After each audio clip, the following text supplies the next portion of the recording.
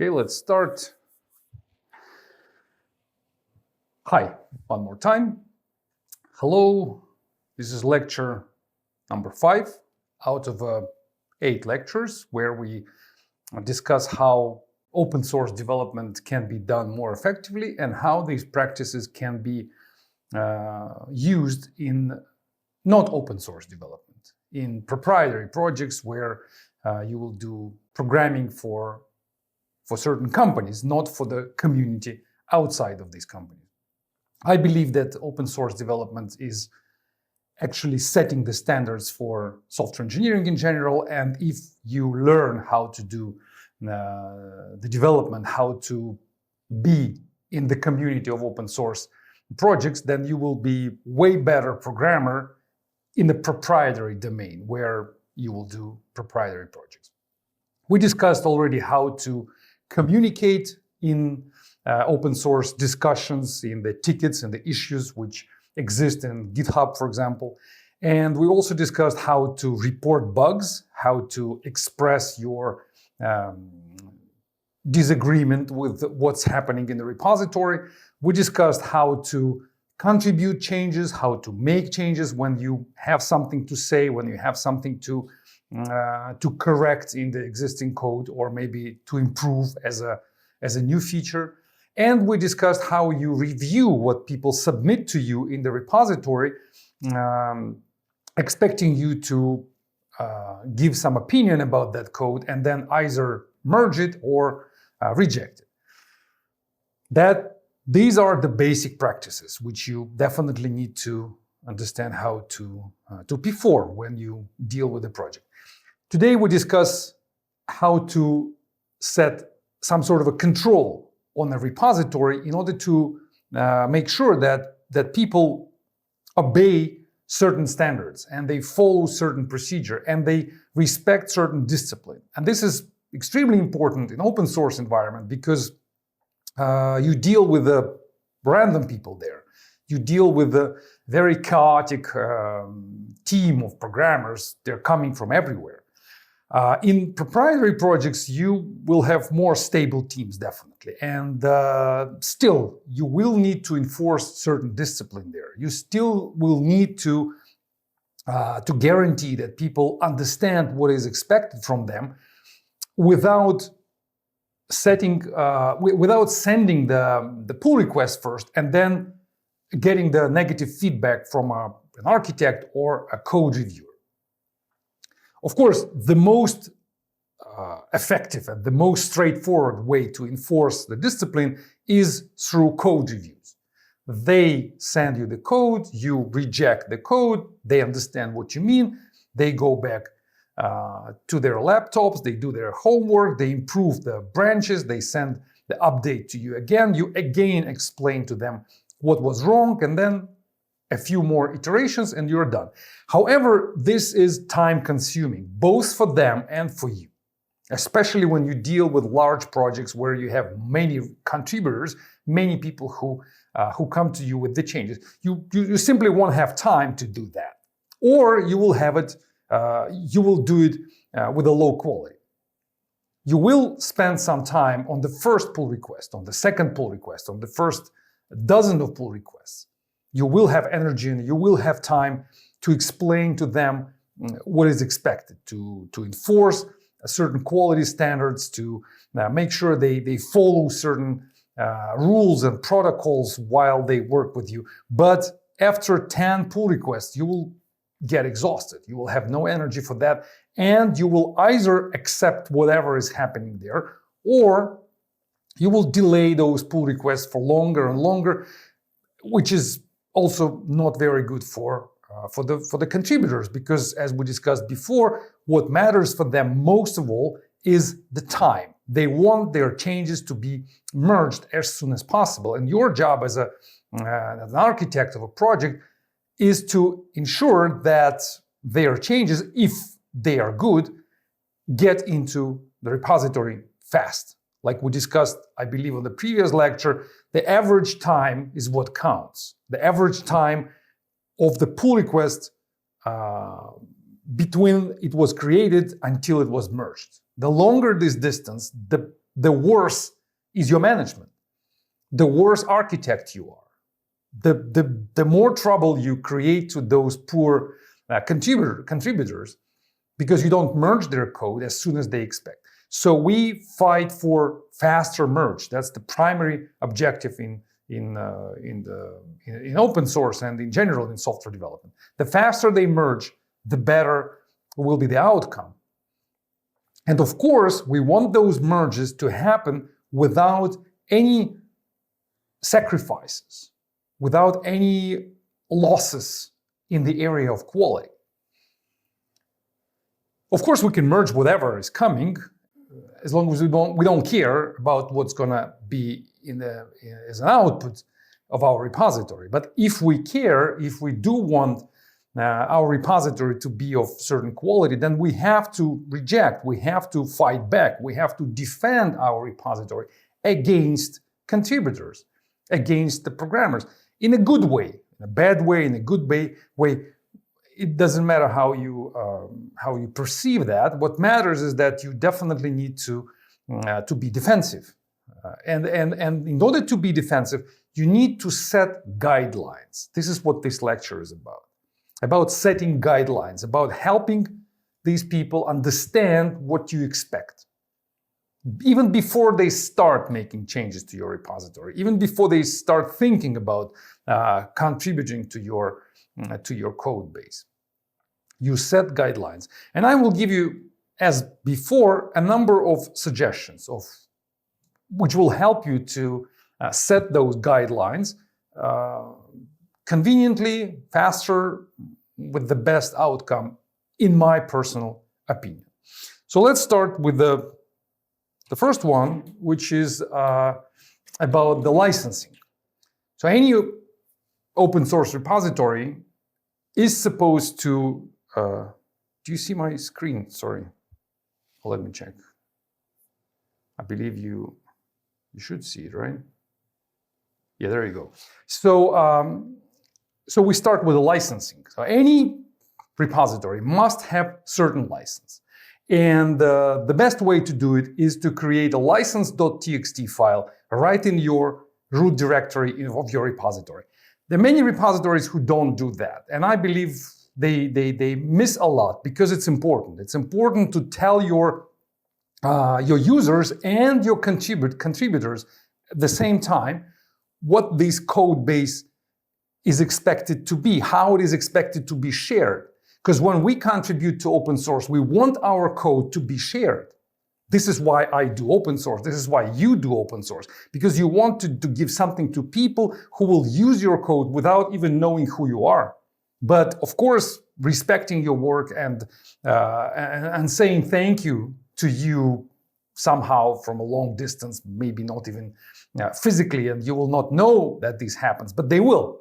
They will appreciate your work. So you have to tell them how you expect them to use your code. And there are a number of things which you need to pay attention to, and I will just mention them to you using some research which was done in this area. First of all, the people say that this is the most difficult issue when setting up a project is to choose a license. I'm not 100% agree that this is the most, so I'm not fully support this claim this is the most difficult. Maybe the most difficult is probably choosing the right objective, choosing the right topic, what to work with, and choosing the right audience, and choosing the right problem to solve. So maybe this is the most. But this is the lawyer talking. So this guy is not a software developer, according to my information, even though the article is published in the Computer Science magazine. But the author is coming from the law side, so that's why probably he believes that it's the most difficult issue. But anyway, he says also that no one will contribute code just because it's this or that. That's true. So of course, nobody can choose your repository because you have certain license. But with their own license, your chances of a successful open source release are slim. It does make sense. So if the license is too restrictive, for example, then you're definitely going to lose some users because you do not allow certain things. The license is about how much you allow people to do. So you do something open, you make some code open, you put it on GitHub, and you kind of like let it go. So it's not your code anymore to some extent. It's our code now. So you gave us your work. And the license says what we are allowed, allowed to do with your code. And there are two basically licenses. The first one is copyright. The second one, which you should know, is copyleft. You definitely need to know this term. So I decided to mention it because it's kind of separates two groups, two categories of licenses. The first category is called copyright, and these are the licenses which allow people to use your code and to turn your code into something which is not open source anymore, which is not free anymore. So let's say you write some code, I take your code and I modify it a little bit and I sell it to somebody and I make money out of it. So how are you going to feel about that? Some people feel bad about that. Some people say, I don't care. So the people who are led by Richard Stallman, they believe it's not a good idea to let people take my code, well, our code, and then make it not open source. So take something from the open source community, from the open source territory, and package it as a not open source anymore. So this act is considered to be wrong, according to this foundation and according to this very famous author who actually invented this.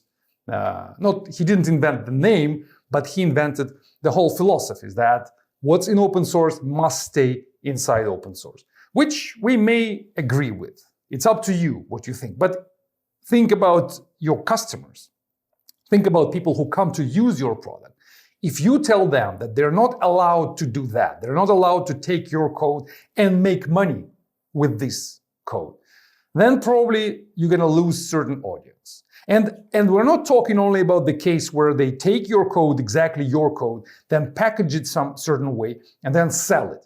Imagine a different situation. They are making a mobile application for pizza delivery.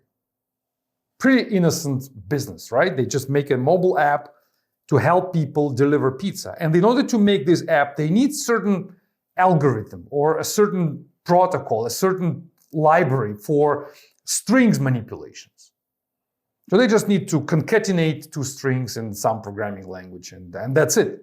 So they take your library, which is copyleft, which doesn't allow this to happen. So they take your library, they put it into their mobile app, and that's illegal. Because you said, no, my library only can go into the applications, into the software, which is also open source. But of course, your application is not open source. So that's a deal breaker for you. You cannot use this library. So GPL license, which we will discuss in a second, but this is G stands for GNU. So GPL license, it's the name of the license where G stands for this name. Actually, the group of licenses which prohibit people from doing that. Is it good or bad for the community? It's up to you to decide. But you need to understand the difference. Copyright licenses and copyleft licenses. Copyright, they say, okay, take it, use my library, make money out of it, deliver pizza. It's up to you. I don't care. It's your business. There are basically four major groups of licenses which you need to know about. There are actually many more licenses. There are, I don't know, hundreds probably of them. You can invent your own license. You can just sit down with your friends or just alone and write your own license in the license.txt file and say there, I allow you, my dear user, to do this and I do not allow you to do that. For example, I allow you to use my software if you are from France.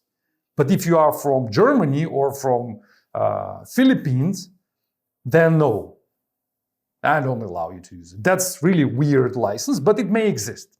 Or for example, you say, if you are a student, I allow you to use this software. But if you are graduated already, no way you cannot use my software. It's also a very legal license, very reasonable license. Most people will be surprised by this license, but you can do that. But people a long time ago, they agreed that there are certain templates, certain traditional and more or less standard licenses. Like the first one you need to know is called MIT license. Another one is Apache license. Another one is BSD license. Another one GPL. So basically, there are four names which you can meet in the open source domain. So you just need to know these names. If you meet something else, something different, then you probably need to read the document, read what they are talking about. And actually, there are versions of them. For example, the BSD license, they have four different licenses, four different formats of their license. The Apache, they have 2.0, they have something else. So each one of them, they have different sub formats and different implementations, which only creates mess in the market, I believe. But that's what we have. Because probably that happened because there are many lawyers there are many corporate values involved, there are many corporations and many large groups of people, and money got involved into open source, and that's why people started to join forces, programmers and lawyers. That's an interesting question you're asking in the chat. What if the open source project changes the type of license after a long time after being used? It happens sometimes. It does happen, and it works this way.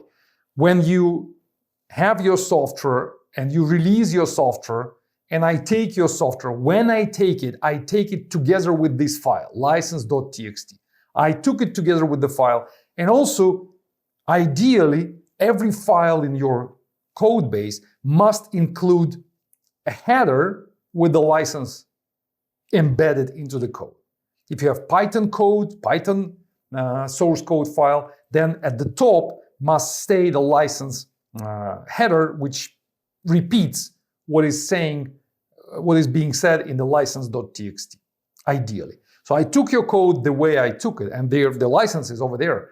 If you change your license in the next version of your code, then I come to you next year, I try to take your code again because I want a new version, and you have a different license, then it's a different story. If this new license prohibits me from doing something, then of course I cannot do it. But the previous version is already taken, and you already allowed me to use it, so you cannot take this permission back. You're saying that source files are just a sequence of bytes. How can I put any license in all files? Well, every source file is a text file. So in any language, in any programming language, even in any format, be it YAML, for example, or be it INI file, it is possible to put comments there. So you have to put at the beginning of the file, using the commenting mechanism, put the text of your license. It's called license header. And that's a very good practice to do it this way. Why? Because as you can understand, your collection of files, your software is a collection of files. And when I take your software, I may intentionally or unintentionally break it down into pieces. So let's say you distribute a library, a Java library with many Java classes in there, Java files, which allow me to do certain things. One class will allow me to do manipulations with the strings. Another class will allow me to do some encoding of the data stream. Another one allow me to manipulate with the files. I take your entire code base together with your license.txt, and then I split it into pieces because I don't need any Java class for encoding. I don't need anything for files manipulations. I only need something for strings manipulation. And then I take that file, and of course I lose the license.txt because it stays next to it, but I don't need the whole code base. I just take your one file. That's why it's good practice to put your license on top of the file so that it travels to my code base together with the license. And I always remember who is the author and what the author said. What is allowed, what is not allowed. For example, the author said, you can use my code, you can use my Java file, but you're not allowed to remove my name from it.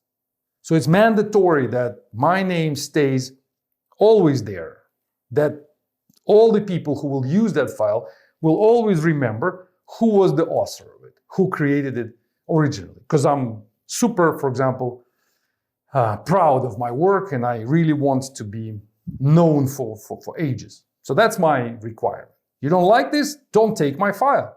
But if you take my file, then please respect my expectations, respect my demands. Okay, so just remember these 4 names. We're going to discuss now how they're different and why. So basically, there are a number of permissions which a license can give. The permission number 1, the permission to use. This is the most, the easiest, the simplest type of permission. So I allow you to take my code and use it. I allow you that. I don't allow you anything else. I don't allow you to modify it. You take it, you don't change it. You can only use it this way. That's the most basic rule, the most basic permission, but the most restrictive situation would be if this is only thing I allow you to do. The second one, I may allow you to modify my file. You take my library, you can use it, and you can change certain lines. It's okay. Permission number 3, I allow you to redistribute. To distribute. What it means, I allow you to make money. You can distribute for free, you can distribute it can be free distribution, or I allow you to do not free distribution. It's up to me. I can allow you to distribute it and keep it open, keep it free, or I allow you to distribute it and close access to these new modified files. Also, I can allow you to not to mention me, not to mention, let's say, me. So you can remove my name completely. You can say, it's your file. So you take my file, which I wrote, you modify it, you sell it to your customer, and you say in the file that you made it. It's your file, it's not mine. And the customer will look at it and will trust you because you charge him for this work. And I am fine with this. So imagine how open-minded I should be, how altruistic I should be if I allow you to do that. And finally, I can allow you to remove the copyright notice. So I can allow you to just take the code and remove. So basically, most licenses, they don't allow you that. Most, or just all of them. All licenses, they will, to my knowledge, they will ask you to, some of them may allow some of these lines. For example, MIT, they allow you everything. MIT tell you that this is okay, and this is not okay. So you don't remove my name and don't remove copyright notice. That's it. The rest, you can do whatever you want. You can sell it, you can modify it, you can use it. I don't care. But don't remove my name. That's all. That's all the MIT is asking you for. But GPL will allow you only this. The GPL will say, you can use, you can modify, you can redistribute, but don't sell, not close it. That's the difference between these two licenses. You have to choose which one to use. And this is a more or less detailed comparison of these licenses, and this basically confirms what I just told you. But that's more boring comparison. What you need to pay attention to is that MIT is here at the bottom and GPL is at the top. So that's what I more or less told you. MIT is the most free and GPL is the most closed. So this is degree of openness. So we move from GPL to MIT. GPL is the most restrictive, MIT is the most open. That's all you need to know, I believe. I never read these license files, to be honest. I never pay attention to all these details. I think that's super boring. I just know the difference, GPL and MIT. If I want my code to be open, MIT. If I want it to be closed, more restrictive, then I use GPL. I use MIT for the last 10 years of my life. And I suggest you do the same. Just make your code as open as possible. In my opinion, that will only benefit you. That will only give you more users, that will give you more popularity, will give you more openness, more attraction to your product by outside customers. And this is what you need in open source. You don't need to make money out of it. You don't need to, you need to make yourself popular. Even though I respect the philosophy of GPL, of Richard Stallman, I do understand it because they want the whole world to be open source. And I also want the same. I also believe that the whole world will be open source eventually. But by restricting the code, by asking people not to use my code until they get into the free world of open source, which may happen in 50 years from now, I believe it's too harsh for now, and it only blocks the development of the market. But that's, again, just my personal taste. There was an analysis done by GitHub in 2015. That was like 10 years ago. So GitHub did an analysis of what are the most popular licenses in GitHub. And they found out that these 3 licenses are clear front runners. So they take the entire market. People mostly use these 3 licenses. And I can show you some graph which GitHub published in 2015. It's pretty old research, you may say, but I didn't find a newer one by GitHub. So maybe they published something fresher, then please send it my way. I'll be interested. But they're saying that MIT is top 1. That was 10 years ago. MIT then goes some other. By other, we mean what? The files which were written by people because they feel it this way.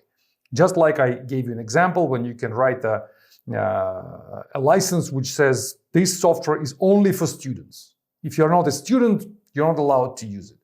That will be the category other, something strange, something unusual. But the rest is pretty much standard.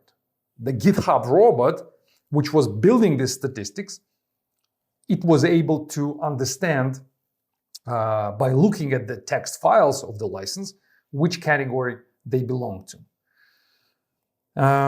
That's an interesting question coming also from one of you. Do we use licenses inside proprietary repositories? I do.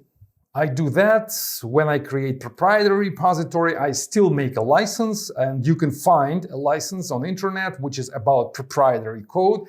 And in this license, you basically say this code was written by me, so all the rights belong to me.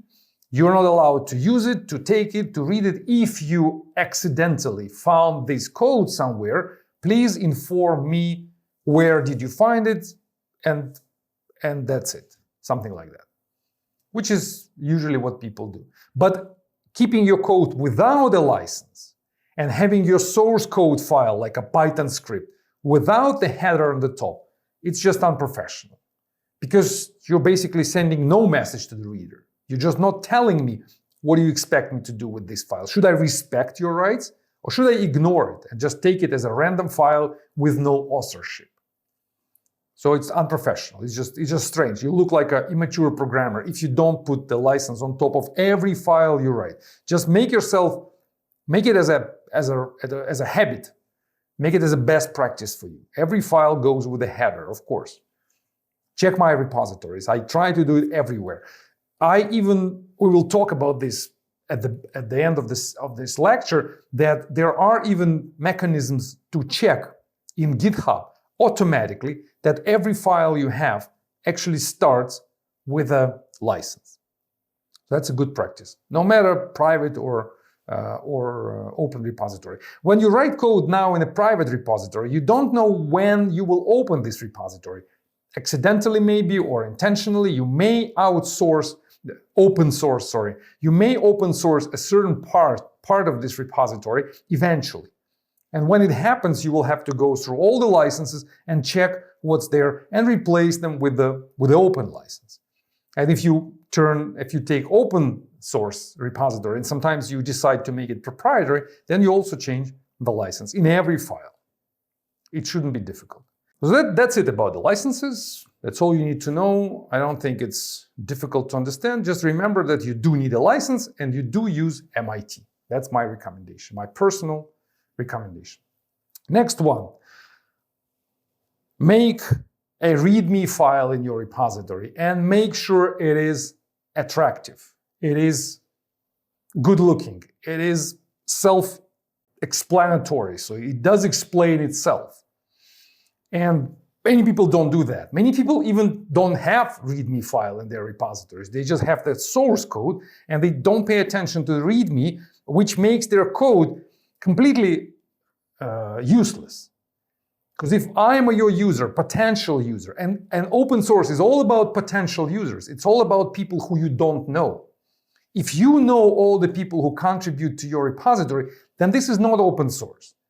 You just deal with your friends. You don't need to open this repository. You can just send this file to your friends using a private repository.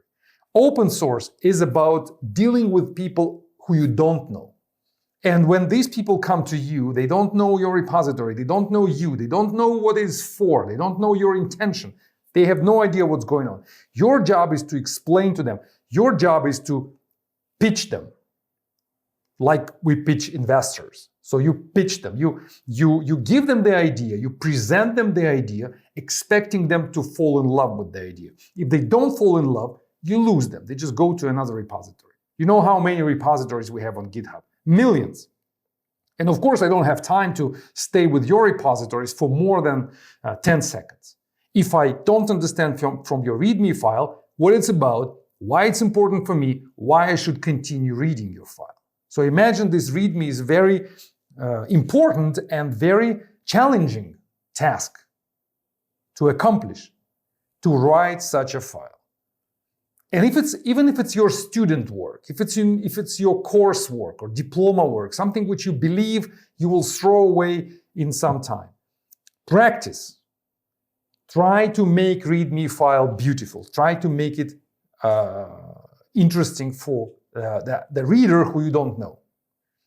All your repositories, when I go into your account on GitHub as a potential employer, for example, now you're students. But in a few years, you will become programmers who are looking for a job. And you will go to employers and you will give them your GitHub account. They will ask you about that, many of them. And if you show me as a potential employer your GitHub account, which contains a number of repositories, and I click a few of them, I open them, and all I have there is just some collection of C++ code with no explanation. What do I think about you? I think you're undisciplined, unprofessional, immature programmer who cannot present your own work to a potential contributor. That immediately degrades your profile to a number of levels. How to make README interesting? You can read the detailed blog post. I'm not going to repeat everything which I said there, but just 5 lines, 5 basic blocks, which you do need to have there. First one, you put the title, you put the logo, you put a number of badges. That will just make your profile, that will make your README file, your repository more trimmed, more polished, more groomed. So I will understand that you take care of this repository. You care about the way it looks. It's like with your GitHub profile. If I see in your GitHub profile that there is no picture there, that there is no description of who you are, what do I think about you? I think you don't care about yourself. Why should I care about you? Why should I consider your pull requests seriously if you don't even care about posting a Mickey Mouse picture over there? Understand? The same here. Title, logo, badges. That will be helpful. Then line number 2, not line, but the block number 2. You have to tell me what is it and what problem does it solve. It should be the first paragraph, the first line, the first 2-3 lines of text. You have to say, this is an analyzer of Java code. We know there are many other analyzers, but they are not perfect. Our analyzer is better this way, and that way. Done. End of the story. So you should sell me the product in just one first paragraph.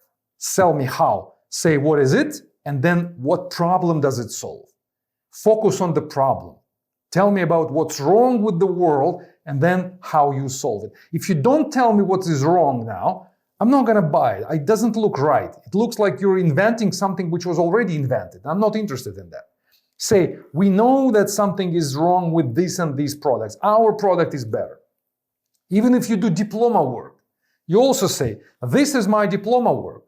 Last year, I was assigned to solve this task and I didn't find any solution on the internet, so I decided to create my own, period.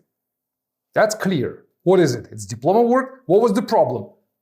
To implement certain algorithm, the solution was not found. So this is the implementation of some student from nowhere. It doesn't matter who is the student. What matters for me as a reader, what problem do you solve? Next one, how to quick start. Okay, I'm interested. I see that you care of the repository. I see that the problem is going to be solved. If this problem is the problem I have, I'm interested. I continue. If I continue, I want to start quickly. The majority of GitHub repositories just don't work. They just contain the code which doesn't work, especially if there are not so many stars on the GitHub repository. This is what is an indicator of workability of a repository.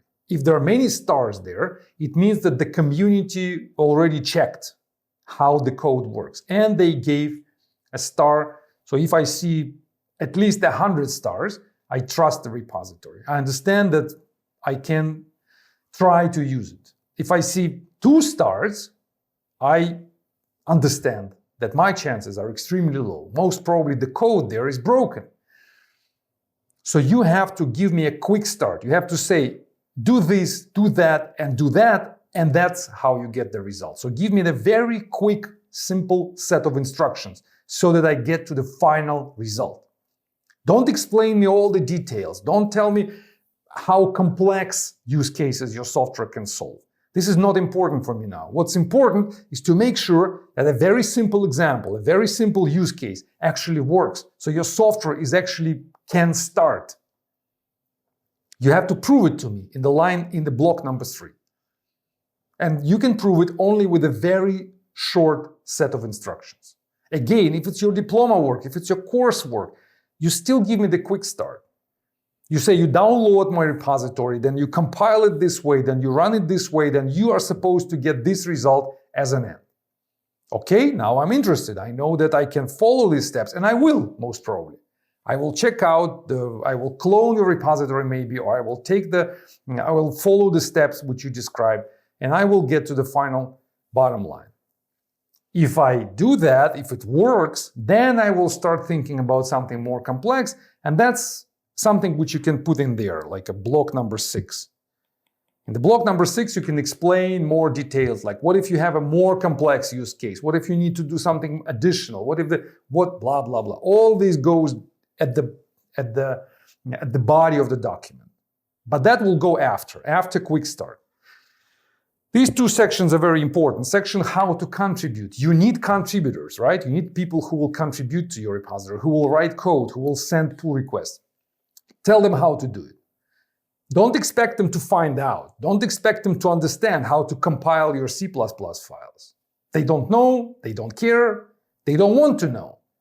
They understand that in your repository you have your own setup, you have your own configuration, and I have no desire, I have no time to learn how you did it.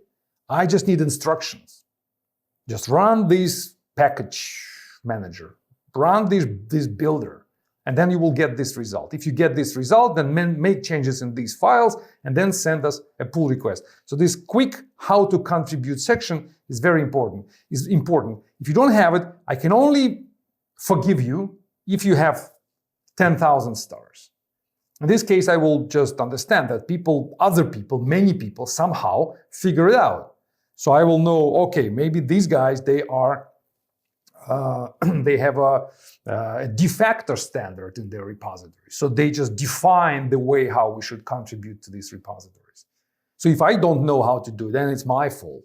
Because look, 10,000 stars, it means this is the people who represent the industry. So if I don't know how to make changes to this code, that's only my fault, and I will try to learn. But if your repository has just 5 stars and you don't tell me how to contribute, you can imagine what I think about you. That that I'm not going to learn anything. I'm not going to even try. I just walk away. And you lose me as a potential contributor. And of course, this section is very interesting. Who is who? You may need it if the repository gets bigger. If there are a group of people start working there, then for me, it's important to know who is the architect, who should I talk to when I send a pull request? Because I don't know your Telegram account. I don't know your email. And again, I don't want to know. I want to know in the pull request who to talk to in order to make my pull request merged.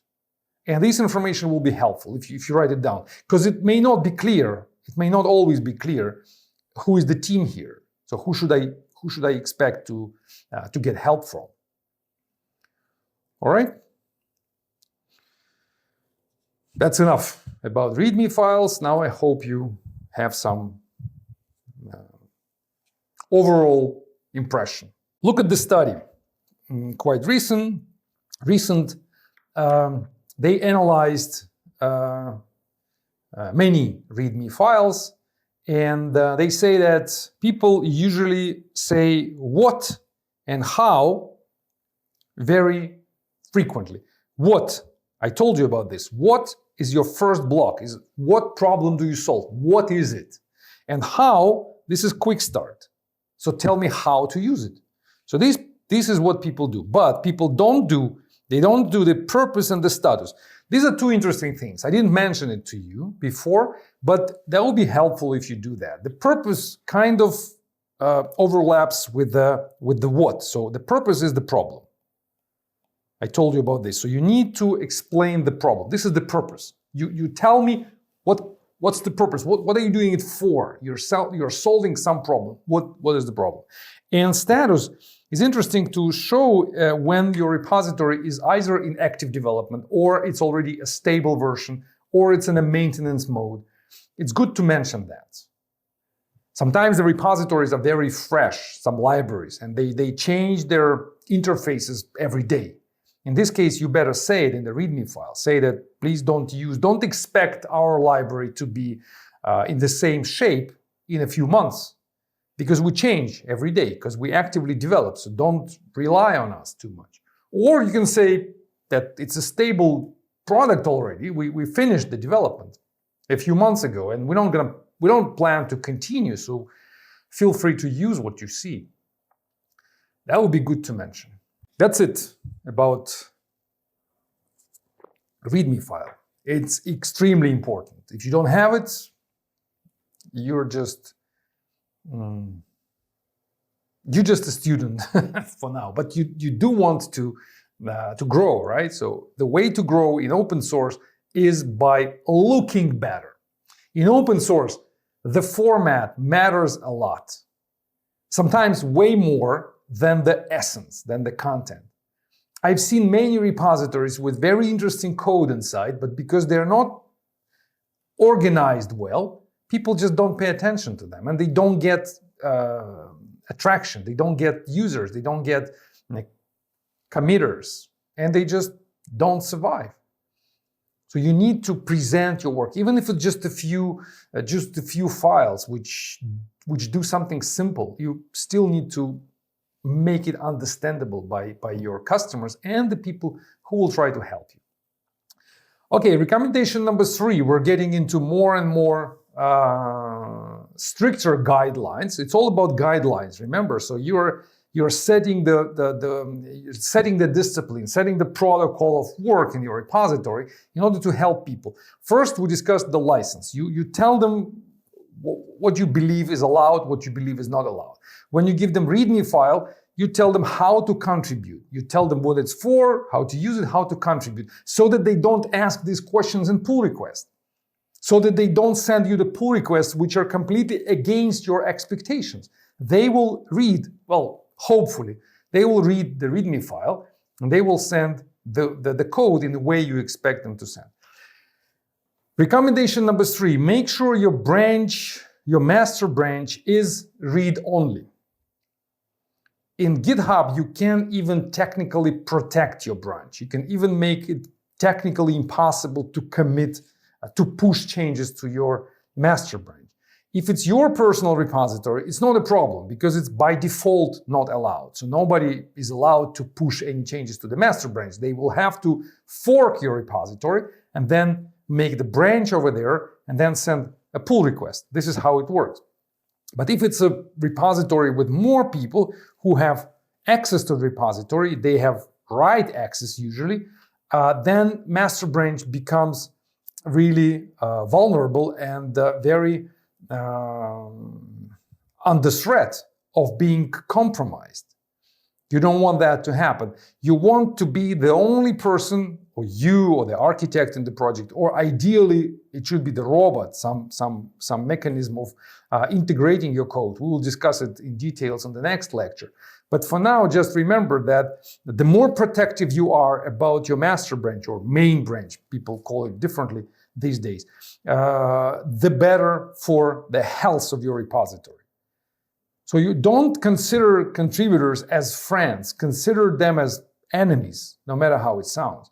They are coming to you with the selfish desire to take your code, to modify it so that they can use it better and just walk away. So they can easily damage your code while they follow this very selfish intention.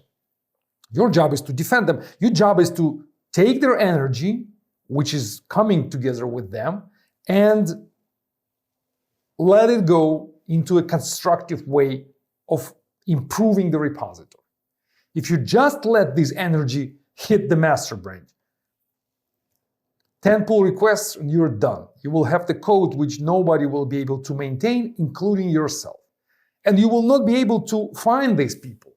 You're not going to be able to ask them to please come back and fix what you just ruined.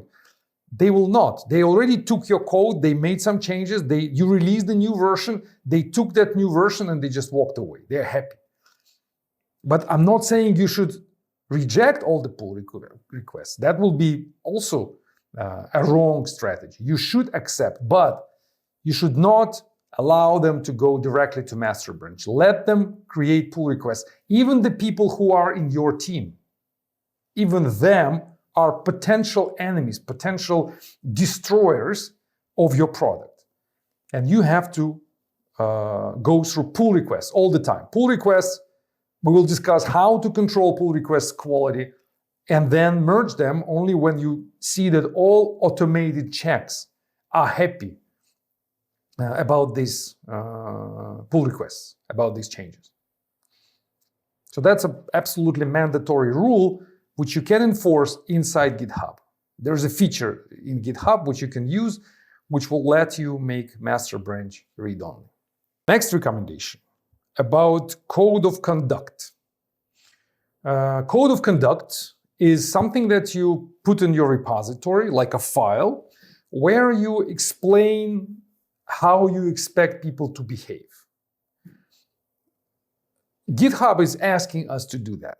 GitHub is saying, please do that. Please put this file there so that you inform the people in the repository what they can, what they cannot do. For example, you can say, this repository is in JavaScript. You are not allowed to say bad words about JavaScript. Respect our choice. We do love JavaScript. We know that some people don't.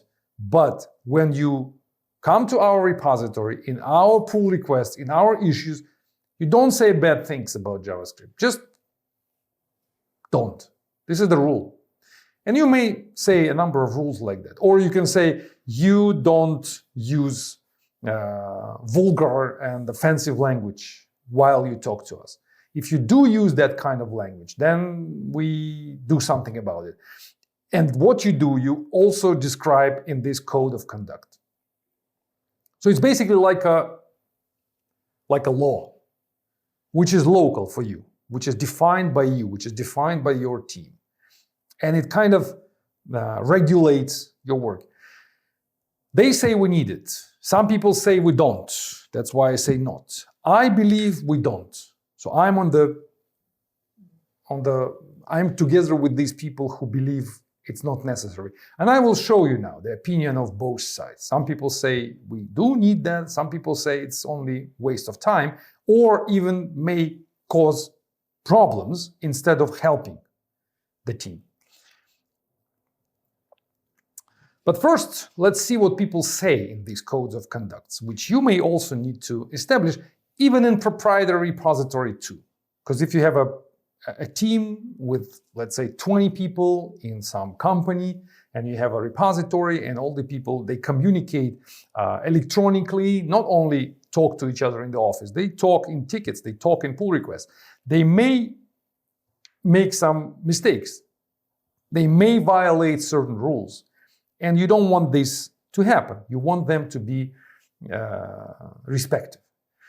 So they say, these researchers, that they analyzed thousands of projects, thousands of these codes of conducts, and they found out that there are typical standard templates for the codes of conduct, just like with licensing. They found out that there are typical codes of conduct, and there are not so many of them. So people just copy from each other. They just look at what's happening in other repositories and they just take it from there and they use it in their own repositories. And they say there are 5 common dimensions. So there are 5 things which all of these codes of conduct they mention. What kind of things? Well, first of all, let's see what other the code of conducts. So they took a number of GitHub repositories which they found, and there are names of these templates. You see, there are funny names. Some Covenant, some Python, Citizen, Geek Feminism. So there are all different names, and but still there are groups. So here you can see repositories which use these codes of conduct.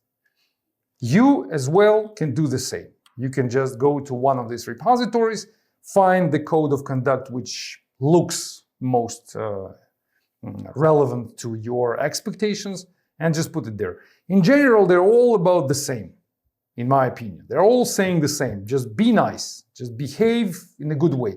The differences are very small, but they exist. So let's see about these 5 dimensions which they mentioned. I show you the screenshot from the paper, and they say there are 5 things. First, the purpose, like what it's for, like why are we creating this code of conduct? Honorable behavior, like how we expect you to behave, like respect other people, explain your intention, be as detailed as possible in your technical conversation, be patient, expect other people to be not as skillful, not as educated as you are. All of this is honorable behavior, which we totally agree with. I totally agree that this is the way people should behave, not only on GitHub, not only when they see code of conduct, but in general. But people decided that we need to emphasize that. We need to say that this is important. We need to focus on this.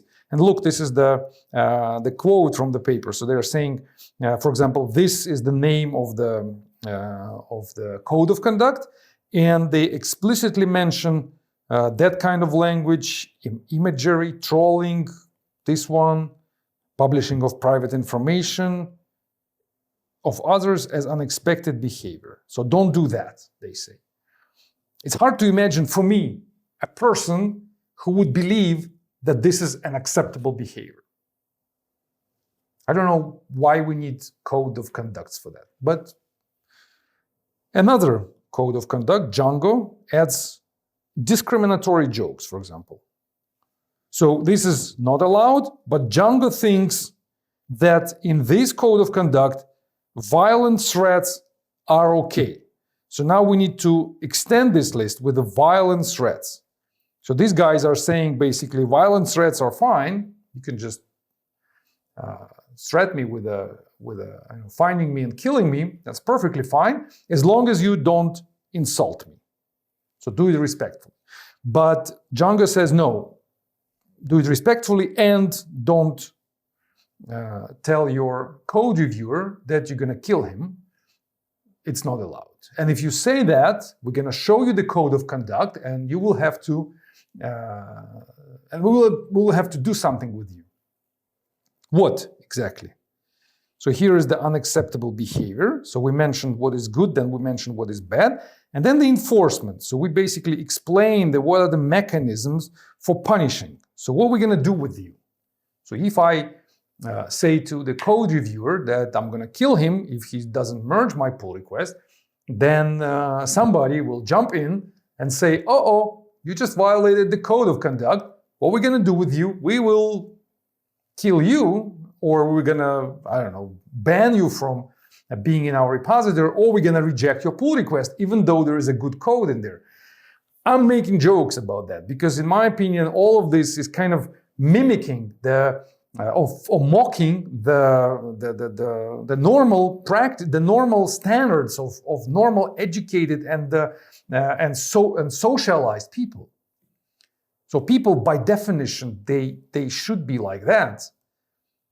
So by formulating this in the code of conduct, we kind of admit that programmers are that stupid, some of them, that they may think that threatening somebody violently is an acceptable behavior. We need to tell them that it's not acceptable. In my world, it's funny.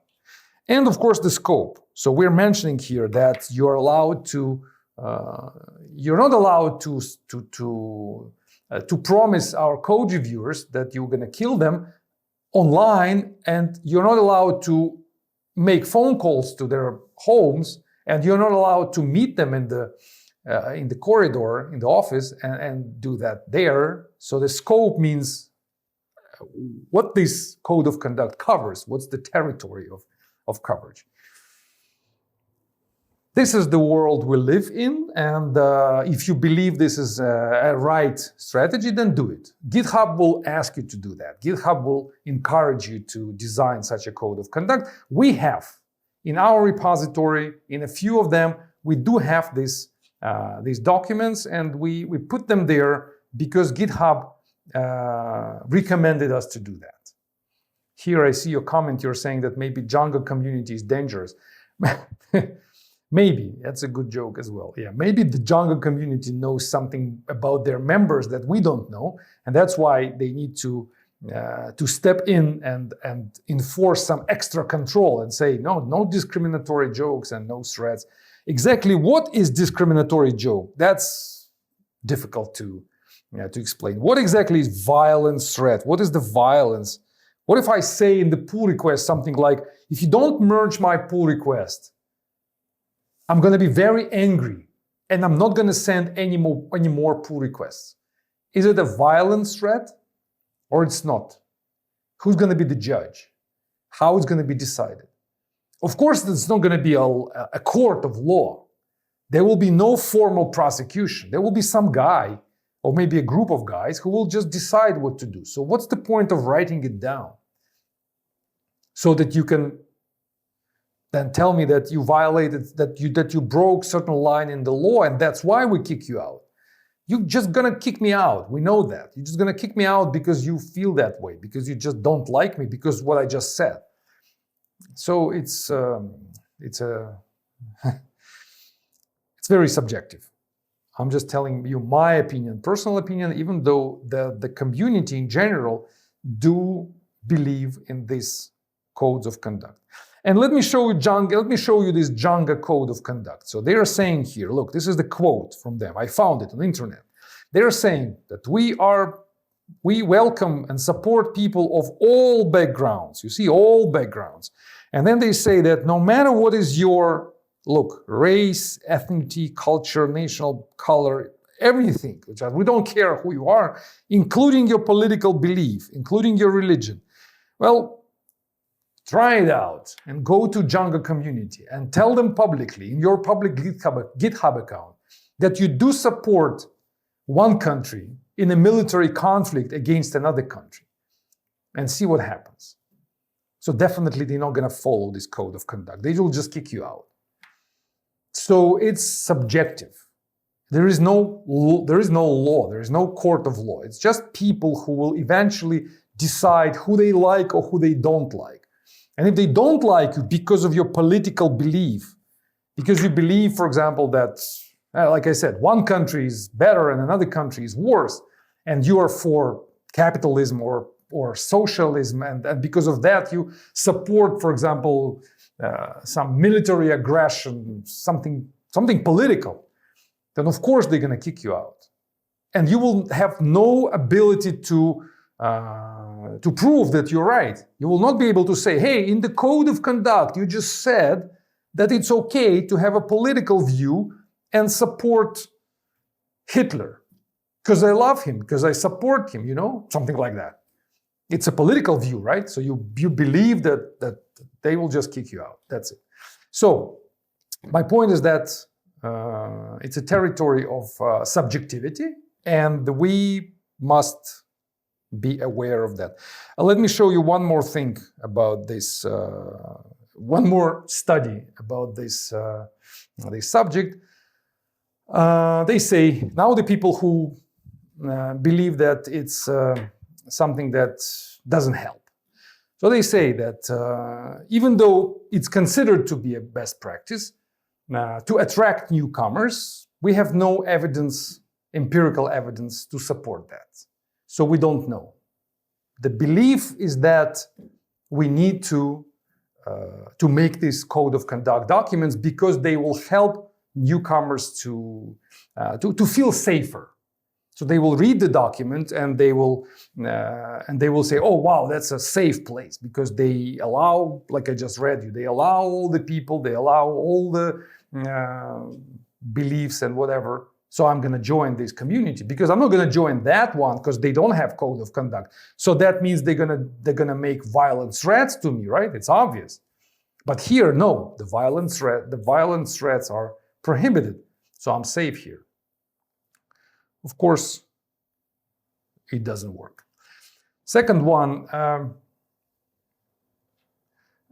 they say that nobody cares about codes of conduct. They basically say that they found that projects did not discuss. So when somebody is changing the code of conduct in the repository, so somebody is saying, hey, we are now disallowing violent threats because we are better community. We fight for better. They just don't care. So no discussions will be there. Nobody gonna suggest anything. They just say, okay, whatever. We don't pay attention to that. So it's only a confirmation. This study just only confirms what I just told you, because these codes of conduct, they don't really help, because in the end, just people decide in a not very democratic or fair way. They just decide as they feel better, because it's their repositories. We must understand they built these repositories. They invested a lot of time, a lot of effort into building this code. You would do the same, and I would do the same. Even if I write in this code of conduct, whatever I write there, but then somebody joins in and start expressing the political beliefs which I don't like, then I'm going to just kick this person out. Even if I said in the code of conduct that I fully, completely support whatever, I just want my repository to be a good place for me, first of all, and for my core contributors, not for some strangers. Well, of course, I respect these strangers. I want them to come. But the moment I see that they are ruining the community, that they are doing something bad, I will just, in a very dictatorship way, not democratic way, just kick them out. It's just reasonable. You would do the same. And this is what the research kind of confirms. So nobody cares.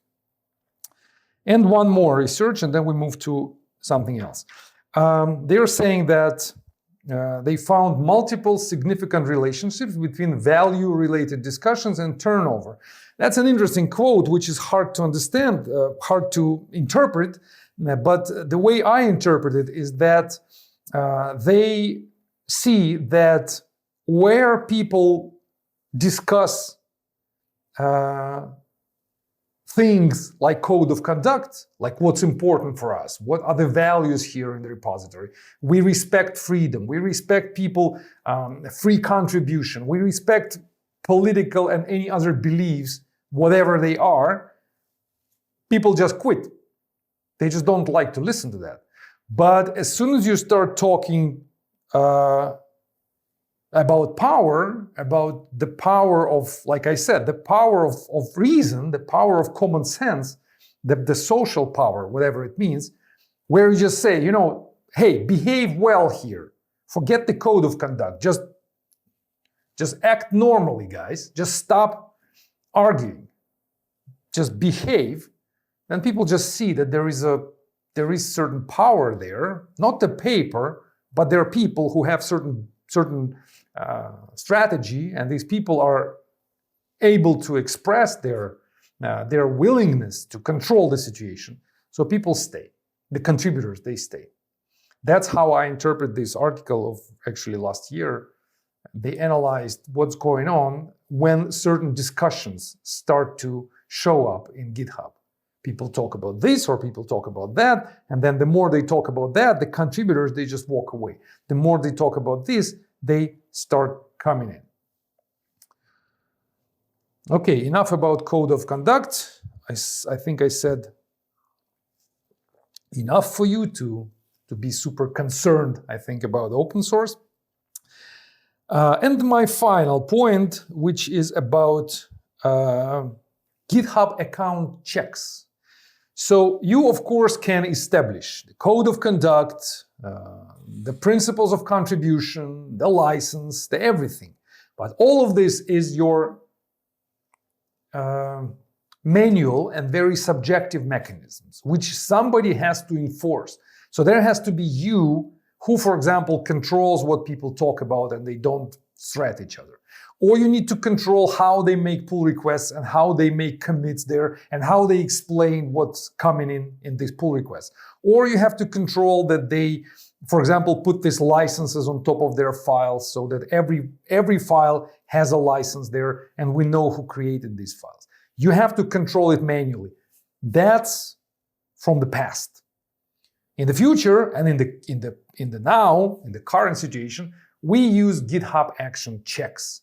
So there are automated checks which control the code in the repository and they control the pull requests. When the pull requests are coming, we configure the GitHub action check, which makes sure that the author of the pull request doesn't violate the rules which we established, the guidelines, the principles. When you are the owner of the repository, your job is to define those rules, to decide what's okay and what's not okay in this repository. And then the robot will check it. The robot will pay attention to what's okay, what's not okay. And this is super popular right now. This is becoming more popular. Well, it's not now popular. It's popular for the last 5 years for sure. And I encourage you to find these checks, install them in your repository, and learn how to use them as much as possible.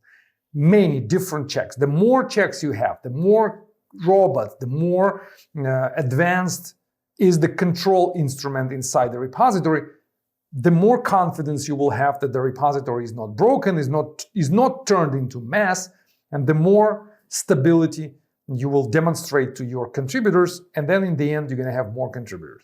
Take a look at this study. They say that they analyzed how the situation changes when people have GitHub actions and people don't have GitHub actions. So they have automated control of quality, or they don't have the automated control of quality.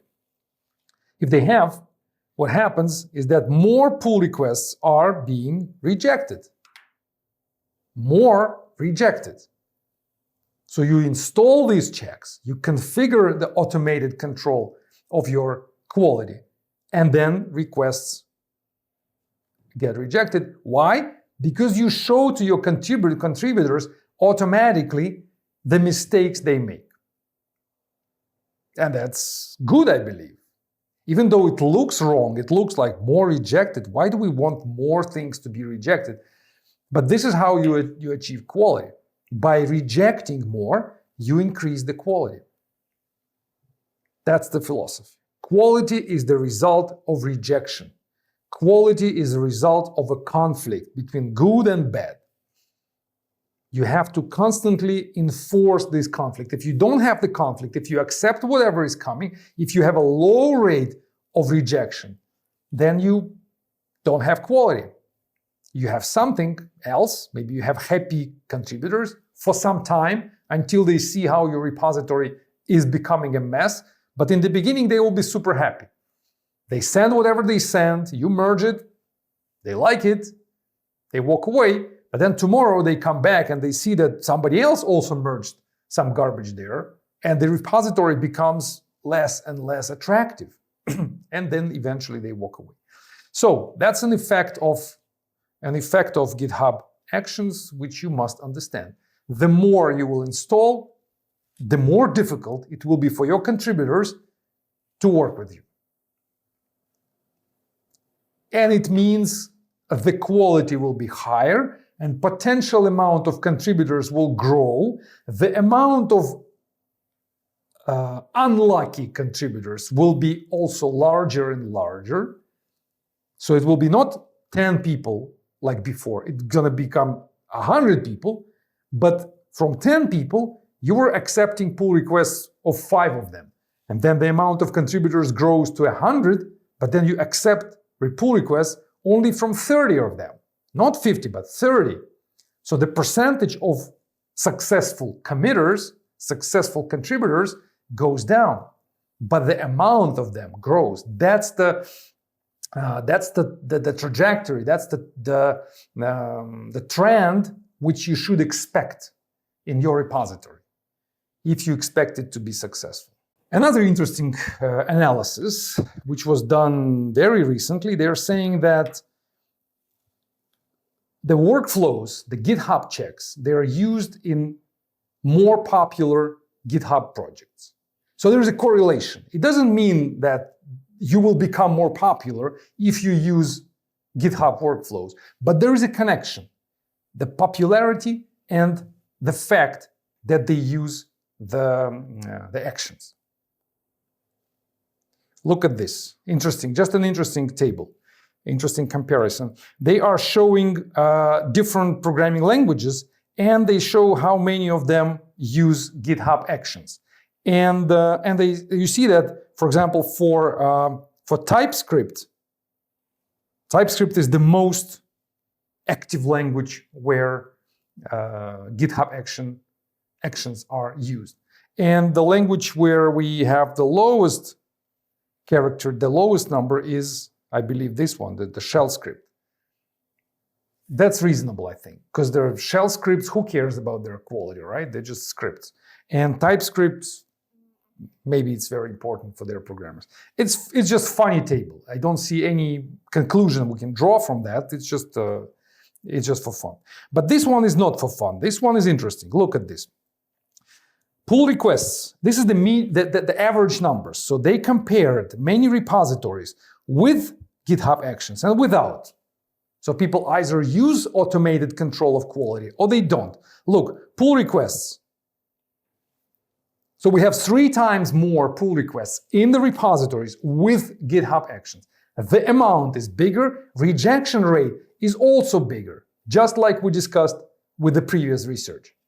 That's kind of a confirmation of the conclusion which we made previously. Contributors, more people will contribute to you. More people, and more of them will be rejected. But commits, more commits, issues, more open issues means people report to you, and so on. So this column is more active. The life is here. The life is where we control quality. The life is where we care. If you care, you install GitHub Actions, more and more of them, these workflows. Not just one, but find something which you can add to your repository. And you can find them here. I just give you one link, which you can go. It's a curated list of different awesome GitHub Actions. A long list. I spent like half an hour just scrolling this list and looking at what's there. Like I didn't know about that earlier. I just found it when I was preparing this lecture. It's a very interesting list. You can find there what's suitable for you, for your programming language, how you can automate your repository and how to make it more alive, more fun, more life, more control, more and more. And my final slide for today, this is some exotic GitHub Actions plugins, which I find exotic. So for example, in your GitHub repository, you may have a Docker file. Who doesn't, right? So many of us have Docker files because we containerize our code. But do we care about the quality of Docker files? Do you? I bet you didn't until this lecture, like I didn't until recently. But then I found this GitHub action which will control the quality of your Docker file, and it gave me a number of interesting suggestions. I installed it into my repository, a few of my repositories, and it suggested me how to improve my Docker file, which I didn't know about. So it told me that this and this is wrong, so it's better to do it this way. I improved it. The Docker file still works, but in a better way. So I'm super happy. Another one, Markdown lint. How many of you have README file? Many of you. But how many of you care about the quality of Markdown? Almost nobody, like I didn't before.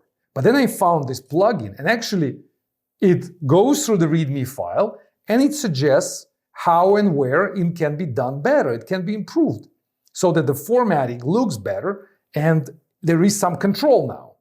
I installed this GitHub action in a number of my repositories, and now these repositories are under control. Good. Next one, shell check. This is an amazing tool. I love it. Shell check action for shell scripts. If you have shell scripts, install this checker. It will teach you how to write bash scripts. It will not only teach you, but it will control and prevent changes which make your scripts worse. There will be only changes which keep the quality at the same level. Check make. That's interesting. Makefile. Well, maybe you don't have makefiles, but I do. And for me, it's important to make sure they look right. And this action helps me. Another one, YAML lint. You know YAML files? We have many of them. Actually, all GitHub action plugins, they're configured using YAML files. But do we care about the way we format these YAML files? We don't care, right? In most cases. But now I care. After installing this plugin, it helps me, it tells me what is the right way to format the YAML file. So it's a guideline, but it's an enforced guideline. It's not a guideline which is written somewhere, which nobody cares about, but that's a robot which enforces us to follow the guideline. And finally, I can recommend my action, which I created just like actually last week, which if you have bib files, if you write bibtex, if you write LaTeX documents, then you most probably have bib files. So this action will check the quality of your bib file and will reject your pull requests if you violate the quality. So that's something that I recommend to use. They do look exotic to me because I didn't use them before and they look like some fun. But you can find more of this fun. Just go to the list which I recommended you and look for something interesting. Look for robots which enforce the guidelines in your repository. You should be the architect of a law in your repository in an automated way. So think of yourself as somebody who is building the automated firewall around your code base. It protects your code base against intrusion, against the people who misbehave. Like wrong code, like violating this code of conduct, like, I don't know, threatening people. That also may be controlled in an automated way. Instead of writing a document, you can maybe somehow control the way communicate, the way people talk. It's also possible. So the more you automate, the more you put into the hands of robots, the safer you will be. The more stable is going to be your repository. So I'm finishing. It's all about guidelines. You need to be the definer, the rule setter, the definer of standards, of guidelines. The better you do it, the better will be your code base. The happier will be your customers. That's it. I hope I told you something interesting. Yes, that's a good question. Will I publish the lecture slides? Yes, all slides, all the decks which you see, they are all open source in the GitHub repository. You can contribute to them. You can fix the typos. You're welcome. I'm going to share the link with you in our chat. It's all open source. Thank you. That's it. Bye-bye.